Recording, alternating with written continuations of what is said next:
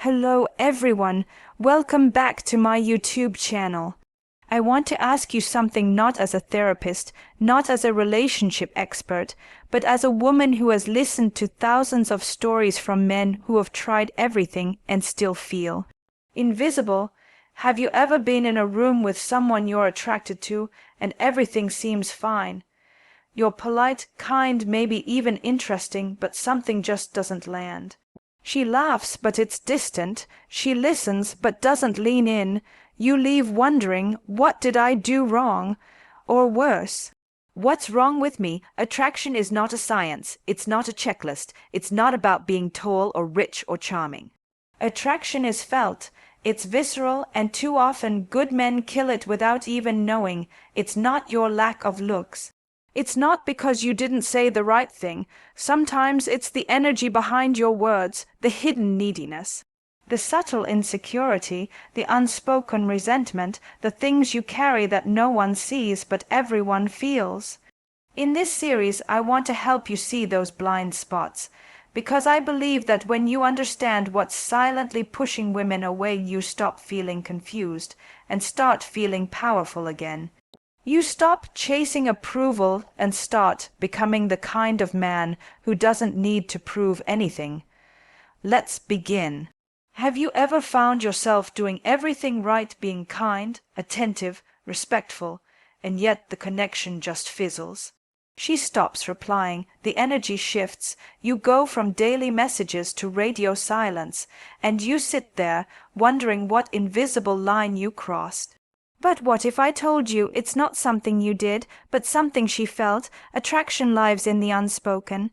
In the tone of your voice, the pause between your words, the energy you carry into a room. We've been told for so long that being a good man is enough. But good isn't always magnetic. Nice isn't always remembered. And sometimes, without realizing it, you begin to repel the very intimacy you long for. Let's talk about the quiet ways men sabotage connection, ways that don't show up on the surface, but eat away at the spark beneath. These are not about manipulation or tricks. They are the silent killers of masculine energy, and the worst part is, they often come from a place of trying too hard, of caring too much, of wanting to be loved without knowing how to fully love yourself first. Let's begin with one of the most common and most misunderstood attraction killers, the urge to prove yourself. There's a subtle desperation that lives in this energy, the man who constantly highlights his accomplishments, who finds a way to mention his job title, his investments, the car he drives. Often isn't trying to impress, he's trying to convince himself and her that he's enough, but the truth is, when you know you're enough, you don't need to say it out loud. It's felt in the way you sit back, breathe deeply, and ask a question that doesn't lead back to you.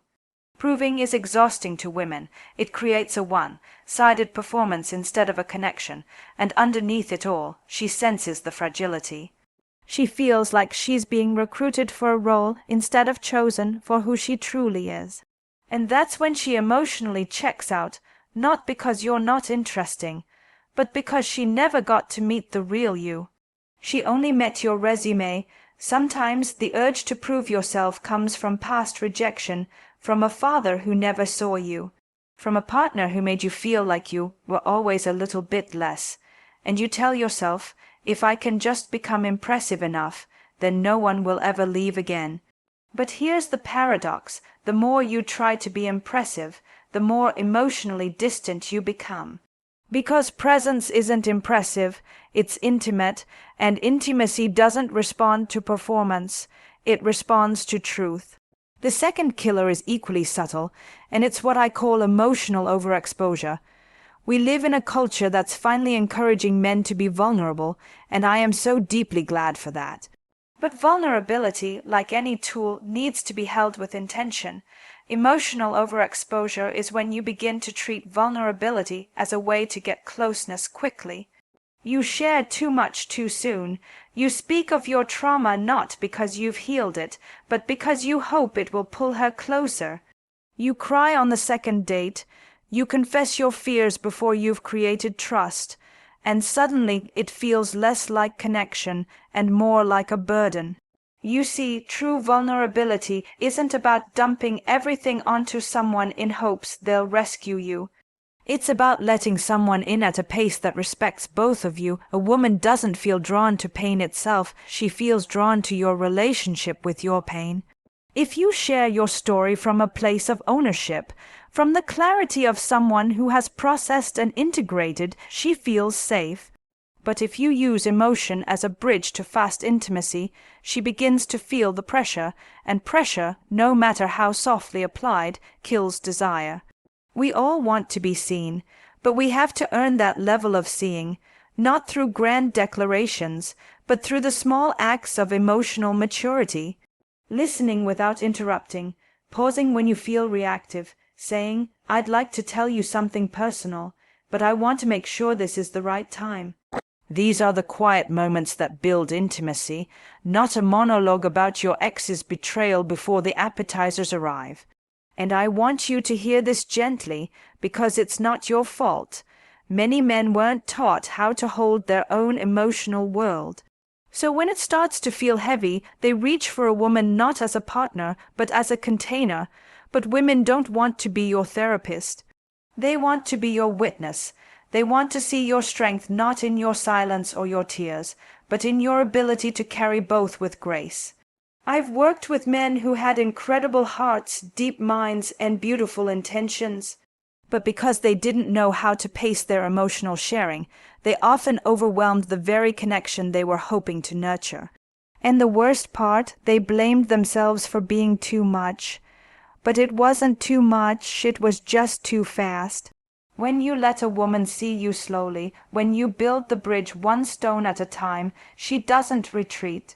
She relaxes because she doesn't feel the panic of having to carry your healing. She feels the peace of being invited to walk beside it.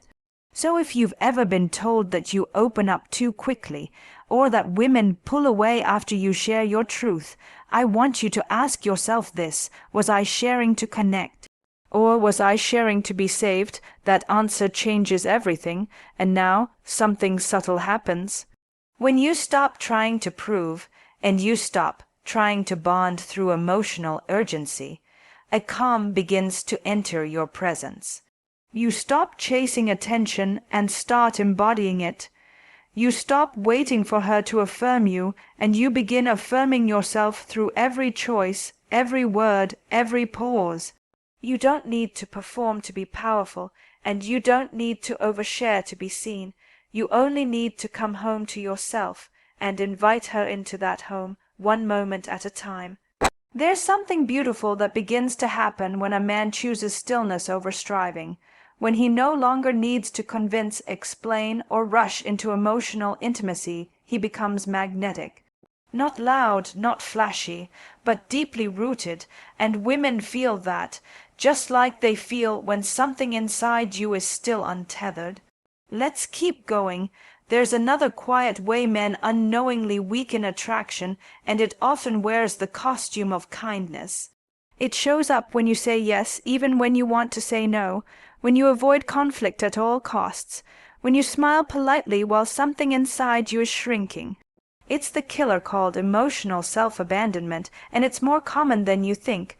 This is the man who listens to what she wants, but never speaks his own truth. He accommodates, he adjusts, he tries to be the man she says she's looking for, without realizing that he's slowly disappearing in the process. And in the beginning, she may feel flattered by your attentiveness, even comforted by your calm, but over time, something starts to feel hollow. Because when a man gives up his backbone to maintain harmony, the relationship loses its polarity. There's nothing wrong with being kind. There's everything right with being generous. But when kindness is a mask you wear to avoid rejection, when generosity becomes a substitute for having boundaries, that's when attraction dies. Because she can feel it. She can feel when your yes isn't honest. She can feel when your shape, shifting instead of standing still. Masculine energy holds structure. It creates container. It says, "This is where I stand. You are welcome to meet me here, but I will not contort myself to fit your comfort." And ironically, the moment you begin to risk being disliked in order to be authentic is the moment she starts to trust you more. You see, women don't want a man who agrees with everything. They want a man who knows who he is even when they disagree. That's where safety lies, not in avoidance but in integrity, not in compliance but in presence, because she knows that when things get hard, and they will, you won't disappear. You won't collapse, you won't go quiet and hope it resolves itself. She's not just listening to your words. She's watching the way you handle your own truth, and that brings us to something deeper, something that begins in the nervous system long before it becomes behavior. It's the killer of anxious pursuit. This one is sneaky because it often comes from a good heart, a heart that wants to love, that wants to feel close, that doesn't want to lose her. But when love becomes pursuit, and pursuit becomes obsession, you begin to cross a threshold that repels the very intimacy you crave. Anxious pursuit shows up as over-texting, over-calling, checking her social media, trying to read her moods like tea leaves. You feel every silence like a rejection, every delay as disinterest, and even when she gives affection, you question it. You ask her if she's sure. You need her to constantly reassure you that she still wants you. But what you don't realize is that the more you chase reassurance, the more fragile the relationship becomes. Because you are placing the burden of your emotional regulation on her, and eventually she will pull away not because she's heartless, but because she cannot be both your partner and your emotional caretaker. You're not broken for feeling anxious. Many men carry wounds that were never held, abandonment, betrayal, a love that disappeared without explanation. And the nervous system stores that memory like a record on repeat, but healing doesn't come from being chosen, it comes from choosing yourself first. When you stop trying to manage her every reaction, when you stop needing her to validate your worth every minute, something changes in your posture. You become quieter inside, less desperate to be seen, more curious about how you see yourself, and from that place connection begins to breathe again. Because nothing suffocates intimacy like fear dressed as love. And that's the key, anxious pursuit isn't love. It's fear of loss, it's love twisted into control, and no matter how gently you deliver it, a woman can feel when you are trying to possess her rather than connect with her. Let's slow down here for a moment. If any of this feels familiar, if you've ever sent 3 texts in a row, reread a message 20 times, stayed up at night spiraling in "What did I say wrong?" I want you to know you're not alone. And you're not weak, you are simply longing to feel safe, and sometimes that longing turns into strategies that sabotage the very closeness you deserve. Safety is your responsibility, not hers, and once you make peace with the part of you that fears abandonment, you stop abandoning yourself. Now, with all of these killers, a theme is starting to emerge, and it's this: attraction isn't built on perfection. It's built on presence. Women are not asking you to be flawless. They're asking you to be grounded. To be real, to be aware of yourself, your shadows, your patterns, your needs, and to hold all of it without shame. We have confused attention for affection, performance for power, and vulnerability for emotional unloading. But true attraction lives in the space between 2 sovereign people who choose each other, not from fear, not from lack, but from wholeness. When a man stops trying to prove, stops rushing emotional connection, stops abandoning himself for approval, and stops chasing validation, he becomes a mirror. And in that mirror, a woman doesn't just see you. She sees herself more clearly. She sees what kind of woman she wants to be in your presence. And that's what makes her stay, not your muscles, not your money, not your charm, but the way she feels in your energy. Let that sink in, because when you begin to shift your relationship with yourself, everything else recalibrates. You no longer react, you respond. You no longer panic. When she pulls away, you stay rooted. You no longer fear being alone, because you've discovered a deeper intimacy, the one between you and your own soul.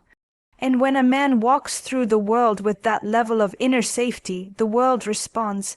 There's something magnetic about a man who does not chase the moment, but who holds it, who doesn't rush to fill silence, but rests in it, who doesn't seek control, but invites connection. And this energy cannot be faked. It is the complete opposite of the next attraction killer. This one is subtle and often goes unnoticed. It doesn't shout, it whispers. It doesn't look dangerous, it looks thoughtful. But beneath the surface, it is draining. It's the killer of overanalyzing and overcorrecting. It begins in the mind with a well-meaning intention. I want to do it right. But slowly it becomes an obsession with what if I said the wrong thing? Should I have smiled more? Maybe she didn't like that joke. You begin to dissect every interaction like it's a puzzle.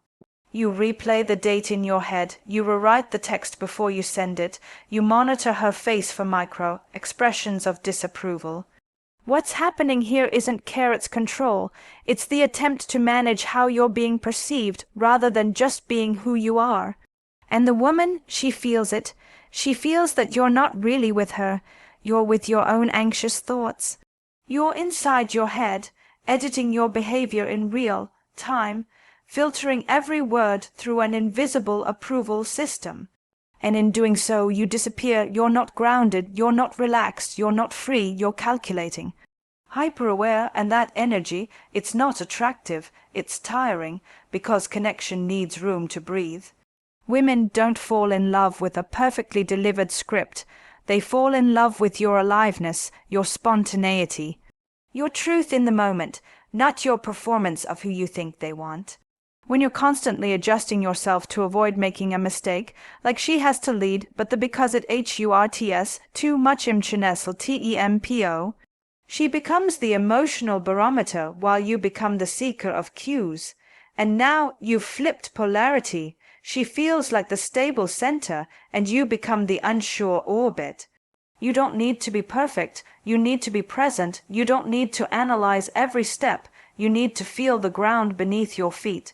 Because when a man is comfortable making a mistake, when he trusts that he can recover, repair, and remain connected, he becomes incredibly attractive. Not because he's flawless, but because he is safe within himself, and safety isn't born in perfection, it's born in resilience. This next one, it's harder to admit, and it requires real honesty. It's the killer of resentment disguised as generosity. This is when you give, but somewhere inside you're keeping score, you offer help, you plan the dates. You pick her up, you cook for her, you listen to her vent, you carry her emotions like they are your own. And you tell yourself, this is love, this is what a good man does. But over time, something shifts.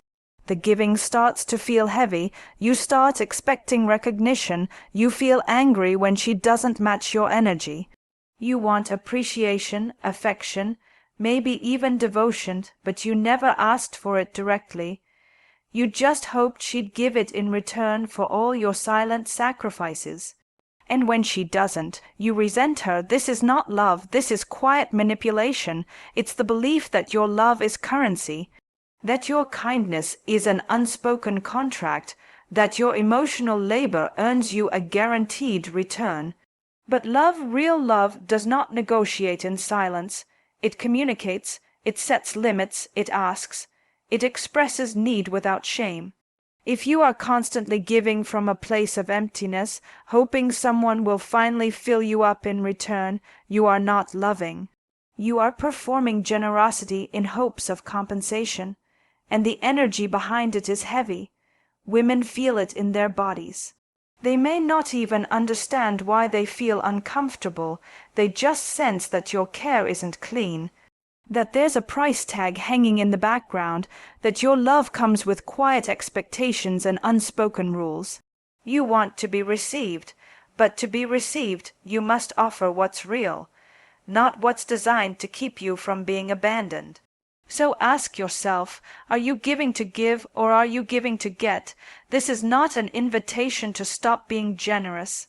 It's an invitation to check where your giving comes from, because when your giving is clean, When it's joyful, wholehearted, with no strings attached, it creates beauty. But when it comes from your pain, your lack, your insecurity, it creates distance, no matter how beautiful the gesture. And now we arrive at one of the deepest attraction killers of all. It is the most painful, the most invisible, and the most common. It is the killer of emotional numbness. You've seen him, maybe you've been him, the man who's calm, stable, reliable, he does the right things, pays the bills, protects, provides, but emotionally he is unreachable.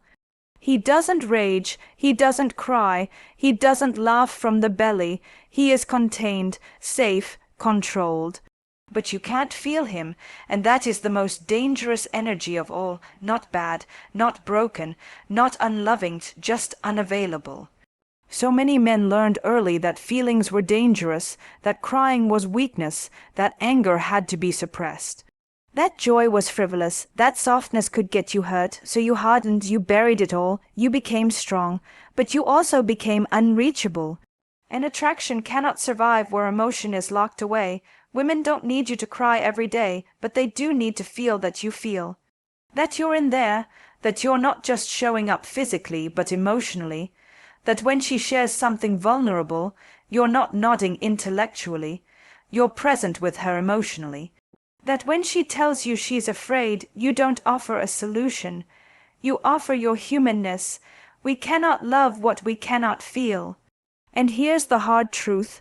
If you cannot feel yourself, no one else can either. But here's the beautiful truth. It's never too late to feel again. Your emotions are not enemies, they are messengers. Your anger is not dangerous, it's sacred data. Your grief is not weakness, it's proof that you care. Your joy is not silly, it's your life force, and when you let yourself feel, without shame, without judgment, without control, you don't become soft. You become alive. That is the man she longs for. The man who doesn't fear his own depth, the man who can sit with discomfort and not flee, the man who can cry without apology, laugh without reserve, rage without harm, and love without strategy. When you reconnect with your emotional world, you don't just become more attractive, you become more you. And that is the ultimate magnetism. Let's take a breath here. If any of this has stirred something in you, let it. If you feel exposed, good. That means you're waking up. If you feel grief, let it come. That means you're returning home to yourself. And if you feel inspired, let that be your fuel, because everything you want in love begins with how you hold yourself in the quiet. And now that we've named what kills attraction, we can begin to name what restores it. You don't need to be perfect. You only need to be present. That single sentence can change the way you enter a room, hold a woman's gaze, or sit in the silence of your own home. It can change the way you stop chasing attention and start radiating it. Because when you begin to heal what's been leaking your energy, draining your presence, and sabotaging your connection, something extraordinary happens. You stop asking the world to tell you who you are. You begin to remember. You remember what it felt like to trust yourself not just in words, but in instincts. You remember what it felt like to enter a room without performing, to want something without begging, to feel emotion without collapsing. You begin to stand in a kind of masculine energy that doesn't overpower, but overflows. This is where we start building. You've seen the cracks, you've felt the distance. You've named the quiet ways you've been shrinking, adjusting, trying too hard. And now you get to come back to yourself, not by fixing, but by reconnecting. It starts with reclaiming your voice. Not the loud, dominant, shout it, from the rooftops voice. I mean your inner voice, the one you silenced every time you said yes when you meant no. The one you ignored when you stayed too long, gave too much, or tolerated disrespect disguised as romance. That voice, it's still there. It may be buried under years of conditioning, years of being told to man up, shut down, smile through it, keep the peace. But it's not gone, it's just waiting, and every time you choose alignment over approval, that voice gets louder. This is not about becoming aggressive, this is not about swinging the pendulum toward coldness, this is about becoming real. And to do that, you have to start trusting your instincts again. You know when something feels off. You know when you're overextending. You know when the room changes and your stomach tightens. But most men have been taught to override that inner signal. To rationalize, to be cool, to tolerate, but toleration is not connection. It's quiet self, betrayal. And the body keeps score, so start small. When something feels wrong, pause. When something feels misaligned, speak. When something feels disrespectful, disengage not from anger, but from clarity. That's how you build attraction with a woman. That's how you build trust with yourself. And let's talk about trust, not the kind you demand from others. I mean the trust you become, because when a woman trusts you, it's not because you gave her flowers or called her on time. It's because she feels something stable in you, something solid, something that doesn't wobble every time she's emotional, something that doesn't vanish when things get hard. She trusts the way you hold yourself, and that trust builds desire. Most men are trying to be liked, but women don't stay with the man they like, they stay with the man they trust. And trust doesn't mean predictability, it means presence. She trusts that you won't lie to yourself to keep her. She trusts that you'll speak when something's off. She trusts that you won't punish her with silence or passive aggression when you're hurt. She trusts that you're emotionally sovereign, capable of feeling everything, and still standing tall. That's what builds attraction over time, because attraction is not lightning, it's gravity, it's the force of your integrity, the pull of your truth, the depth of your awareness, and from there something even more powerful begins to rise: leadership. I don't mean leadership as dominance, I mean leadership as direction, initiative, presence. A quiet authority that says, I know who I am and I know where I'm going. You're welcome to walk with me, but I won't beg you to come. This is the masculine container women ache for but rarely find. A man who doesn't lead from ego, but from embodiment. A man who doesn't demand submission, but inspires surrender, not because he controls, but because he carries. And leadership begins with self-responsibility. You stop blaming, you stop waiting, you stop hoping someone else will come along and validate your value. You realize that no woman can make you feel what you refuse to become. No woman can love you into worthiness.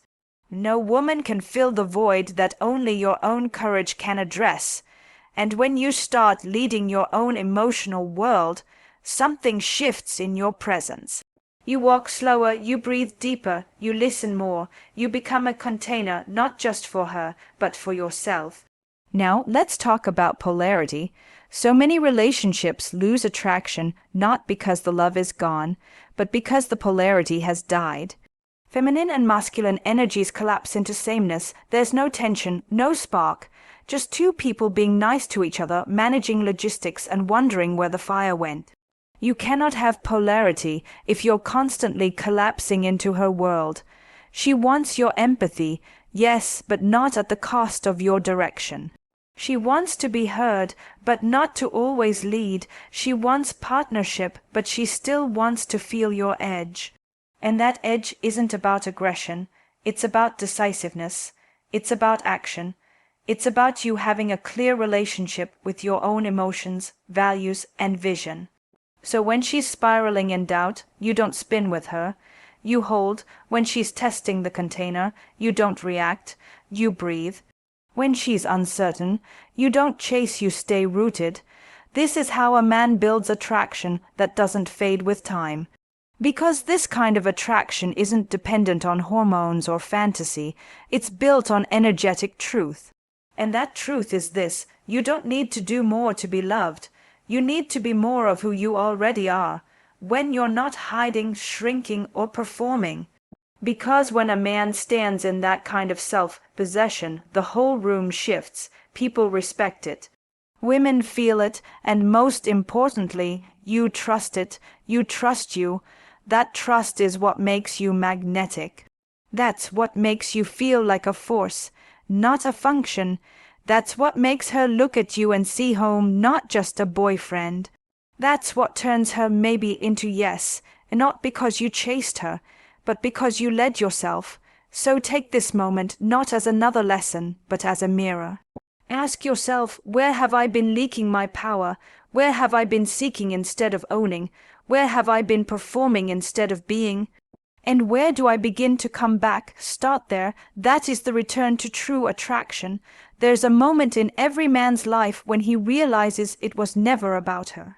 The unanswered texts, the relationships that ended without clarity, the constant questions, was I not good enough? Was she ever really interested? What did I do wrong? At first you think it's about her, you think it's about women, about attraction, about timing, but the deeper you go, the more you realize it was always about you. The story you've been living, the wounds you've been hiding, the version of yourself you've been bringing to love her. Half alive, half afraid, and still searching for someone to complete you. But no one can complete you. And here's the most liberating truth.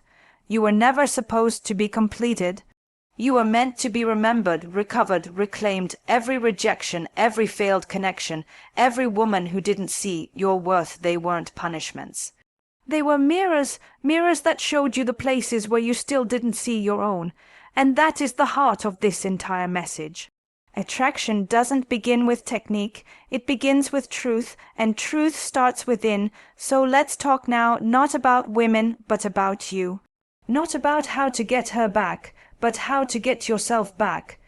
Because when you come home to yourself, everything changes. You stop chasing people who don't choose you. You stop proving your worth through performance. You stop needing permission to be powerful. And instead, you begin to inhabit your life, fully, fiercely, gently. That's the man a woman remembers. That's the man she respects. That's the man she can trust, not because he dominates the room, but because he doesn't abandon himself just to be loved. So how do you get there? You begin by slowing down. You stop looking at attraction like a game, and you start treating it like an art. The art of presence, the art of polarity, the art of knowing what you want and having the patience to wait for what aligns with your values, not your wounds. You stop texting her because you're afraid she'll forget you, and you start texting her when you have something real to offer. You stop offering your emotional world like a broken plate, hoping she'll piece it together. And you start holding it with care, so she knows you are a man who can carry not just himself, but also her, if and when she chooses to trust you. You stop saying yes out of fear and start saying no out of love for yourself, because when you choose you, she doesn't lose interest. She leans in, she senses the weight in your spine, the quiet in your breath, the clarity in your no. She feels your center, and in a world where men are taught to either dominate or disappear, a man with a center is revolutionary. Now let's come back to your body for a moment. Your mind might be racing, your emotions may feel raw.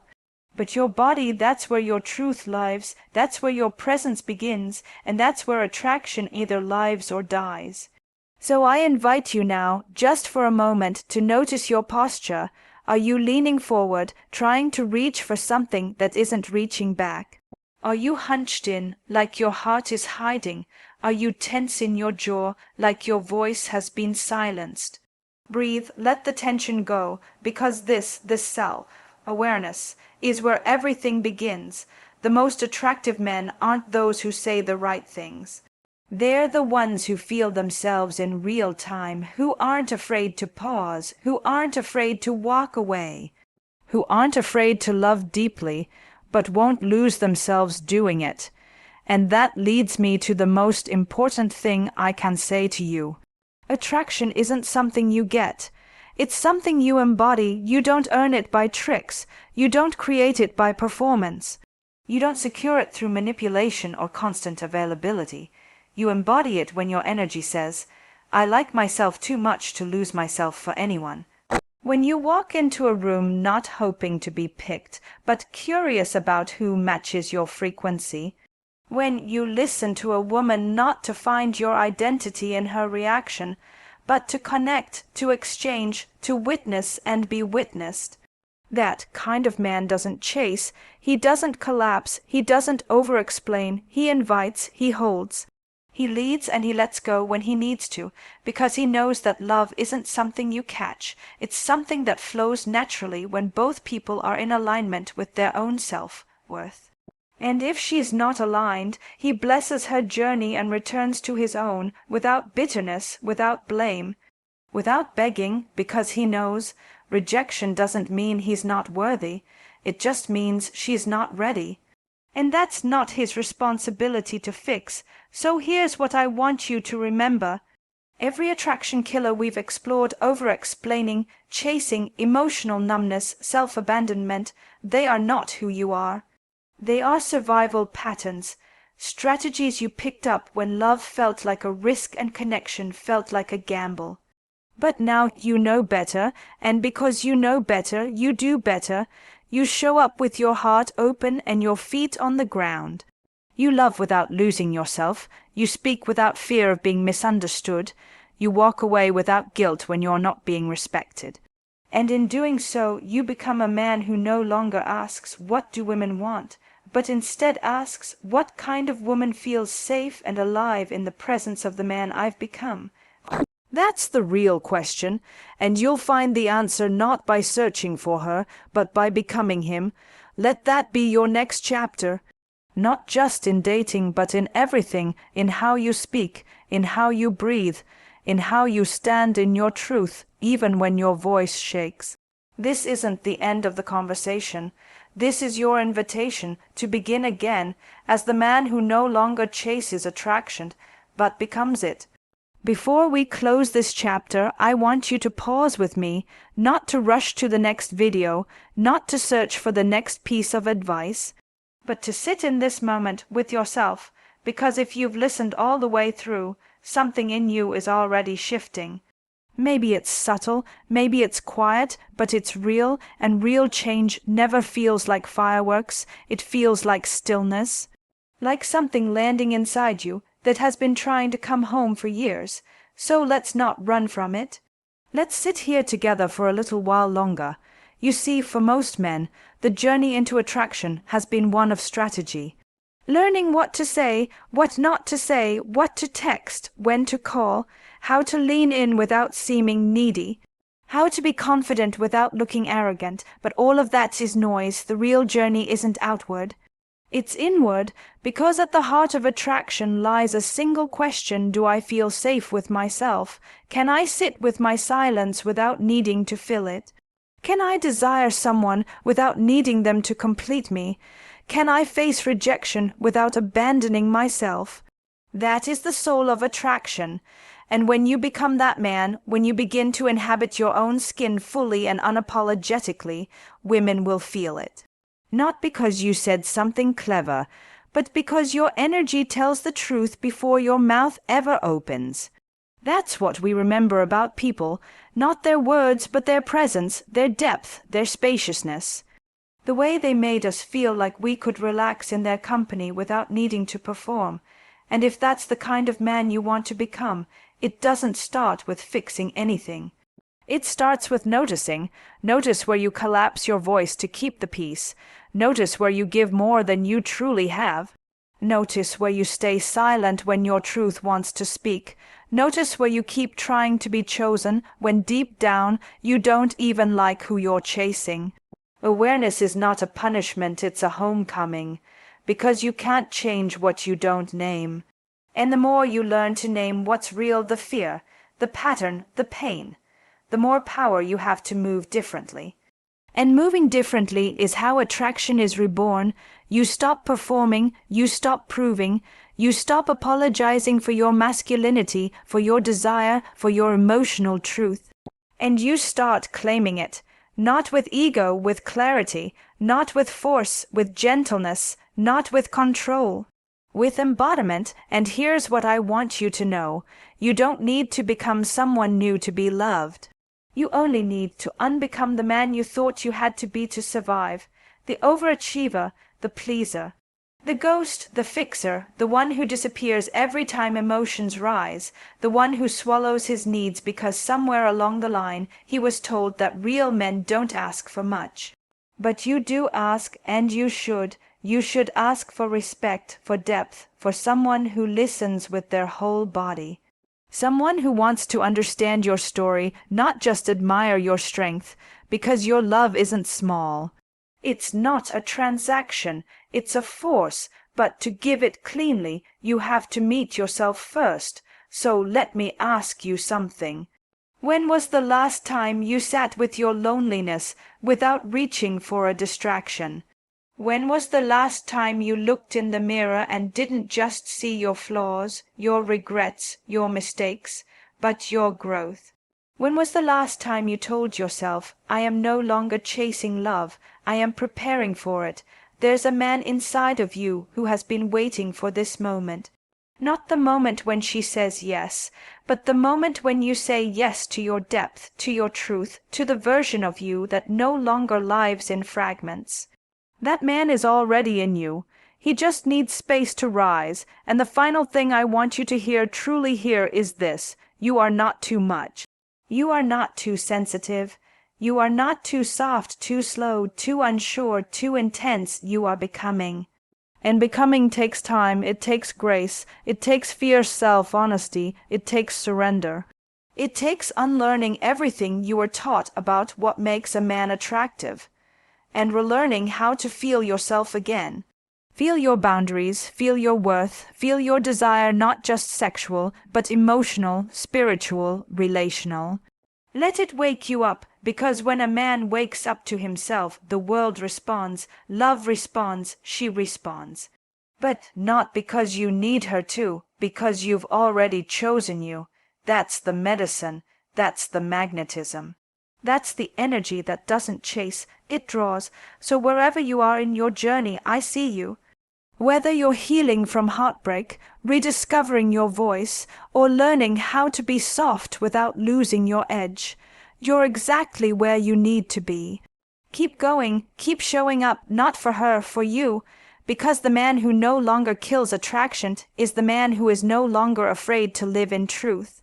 And that, my dear friend, is the most irresistible energy of all. Thank you for spending this time with me. If this resonated with you, share your story in the comments. I want to hear from you. And if you're ready to go deeper into your own transformation, subscribe to the channel. This isn't just a video, it's a doorway. Walk through it with love, Esther.